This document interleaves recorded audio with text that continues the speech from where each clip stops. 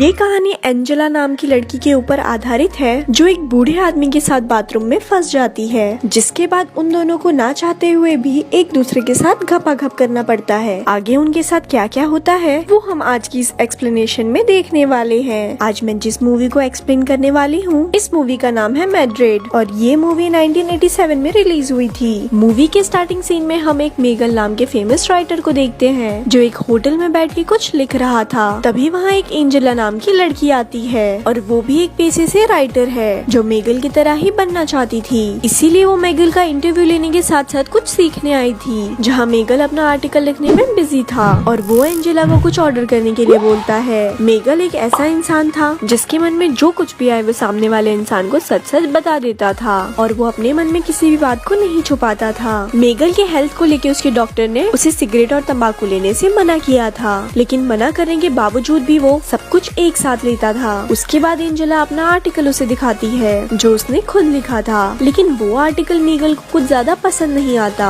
और वो बोलता है कि राइटर बनना बच्चों का खेल नहीं और ये इतना आसान भी नहीं है। ये एक ऐसा टैलेंट है जो खुद के अंदर होना चाहिए, जिसे अपने मन से कोई नहीं सिखा सकता। उसके बाद मेगल एंजेला को अपने पास बुलाता है, जिससे एंजेला को लगता है कि कहीं ये बुढ़ा ठरकी तो नहीं। उसके बाद वो एंजेला को अपने कोट में से चाबी निकालने को बोलता है जो उसके फ्रेंड की घर की थी और वो 2 दिन के लिए किसी काम से बाहर गया हुआ था और मेगल एंजेला को वहाँ जाके इंटरव्यू लेने के लिए बोलता है, क्योंकि उस समय मेगल को कोई भी शोर और डिस्टर्बेंस नहीं चाहिए था। उसके बाद एंजेला भी उसके साथ वहाँ चली जाती है। वहाँ बहुत सारे पेंटिंग पड़े हुए थे क्योंकि मेगल का दोस्त एक पेंटर था। जब एंजेला वहाँ पेंटिंग देख रही थी तो मेगल उसके लिए रंग लेके आता है और बातों ही बातों में उसके ग्लासेस निकाल के उसे टच करने लगता है। एंजेला थोड़ी नर्वस थी, फिर मेगल उसे किस करने लगता है, लेकिन थोड़ी ही देर में मेगल साइड हो जाता है और बोलता है किस करने में अब वो मजा नहीं है। मेगल एक ऐसा इंसान था जिसके मन में कुछ भी आए वो सामने वाले को साफ साफ बोल देता था। मेगल और एंजेला के बीच में एज का बहुत बड़ा डिफरेंस था, इसीलिए एंजेला काफी घबरा रही थी। उसके बाद मेगल एंजेला को सब कुछ उतार देने को बोलता है, जिसे सुन के एंजेला गुस्सा होके वहाँ से जाने लगती है। तब मेगल काफी ज्यादा सैड हो जाता है, लेकिन थोड़ी देर में ही एंजेला सब कुछ उतार के वहाँ एक शर्ट पहन के आ जाती है, जिसे देखकर मेगल काफी खुश होता है और वो एंजेला की बॉडी पे कलर से पेंट करने लगता है। जिसके बाद एंजेला बाथरूम में नहाने के लिए जाती है और वहाँ मेगल भी पहुँच जाता है और वो भी उसके साथ शुरू हो जाता है, जिसे देख के एंजेला समझ जाती है कि मेगल उसे बिना तेल के पेल देगा।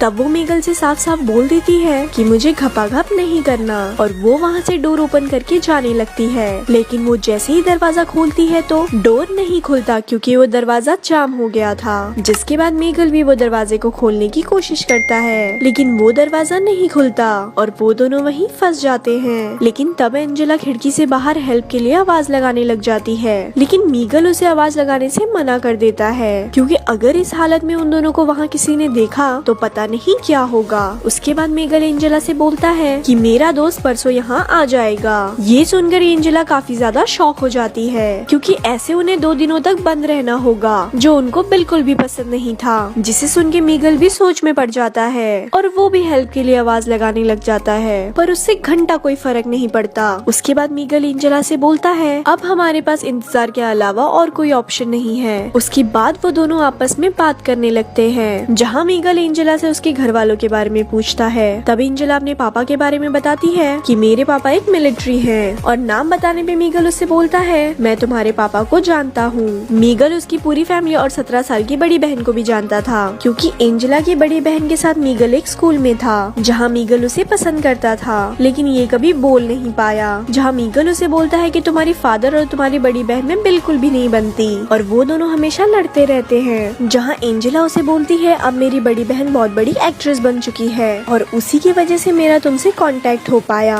जिसपे मेगल उसे पूछता है कि क्या तुम्हारी सिस्टर मुझे याद करती है, जिसपे एंजेला बोलती है कि कुछ खास नहीं, क्योंकि उसका मानना था कि तुम एक इगोइस्टिक राइटर हो जो हर वक्त अपने घमंड में रहता है। ये सुनकर मेगल को मिर्ची लग जाती है और वो गुस्से में बोलता है कि इगोइस्टिक राइटर ही सक्सेसफुल राइटर होते हैं। जहाँ एंजेला उसे अपने इंटरव्यू के सवाल पूछने लगती है और वो उसका जवाब देने लगता है। उसके बाद एंजेला फिर से बाहर हेल्प के लिए आवाज देने लगती है, लेकिन एंजेला को ऊपर से नीचे तक देख के मेगल अपने आप पे कंट्रोल नहीं कर पाता और उस बुढ़ापे में भी उसका स्पाइडरमैन खड़ा हो जाता है। जिसके बाद वो एंजेला को छूने लगता है, लेकिन एंजेला वहाँ से साइड में जाकर खड़ी हो जाती है और बोलती है कि मुझे बस यहाँ से निकलना है, जिससे मीगल का दिल टूट जाता है क्योंकि वो भले ही बचपन का था लेकिन उसका दिल अभी भी बचपन का था। पर गुस्से में मीगल भी वहाँ से निकलना चाहता था। उसके बाद एंजेला मीगल से आराम से बात करती है और उसके पास जाती है, जिसके बाद मीगल उसे बोलता है कि हम दोनों यहाँ अकेले हैं और अगर हमने यहाँ कुछ नहीं भी किया फिर भी लोग हमें गलत समझेंगे और इससे अच्छा कुछ करना बेहतर होगा